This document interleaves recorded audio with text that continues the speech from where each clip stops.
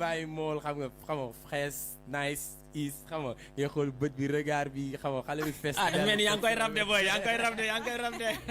sama xol bi yow xam nga nu mu demee. ok xam nga nu mu demee maa ngi jackpot bi. yee léegi est-ce que réellement ji lu muy wax dëgg la xale bi 2 mètres lay mesurer est-ce que njool la laadum la gel bi. non ji moom lépp lu mu wax en fait noonu la fa demee quoi noonu la fa demee booy bi 2 mètres la xam nga yaa ma gën a xam nga laadum la xam nga booy bi fees na am lay tegal.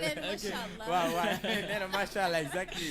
ok yéenay couple lan ban lettre lañ leen jox yéen. waaw bii lettre C bi la. est-ce que yéen a ngi am yaakaar ne seen couple moo nar a gagné parce que léegi si kanam léegi dañuy ubbi direct bi auditeurs yi dañuy woote tànn seen couple préféré. bii C mooy cœur collé.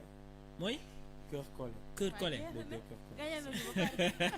c'est ça mais on a gagné. eh Kiné d'accord nga ne booy ñoo leen nar a gagné Kiné d'accord nga ak Kiné dafa mel ni d'accordul de. musuma d'accord. jeex na Elena tu es d'accord.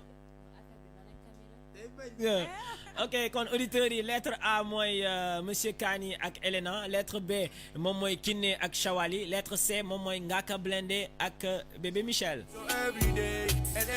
alors sur ce Ngaka Blindé nga wàcce sa bopp tey ñu ne la émission bi bokkul ak yeneen émission yi ngay faral di dinu si rajo yi wala si télé yi ça n'a rien à voir ak artiste bi nekkuñ fi pour non teg son bi wala non sa carrière lii et lii tey aujourd'hui on est là pour délirer pour jappiser est-ce que genre émission yi mus nga ko dund aujourd'hui en tant qu'artiste.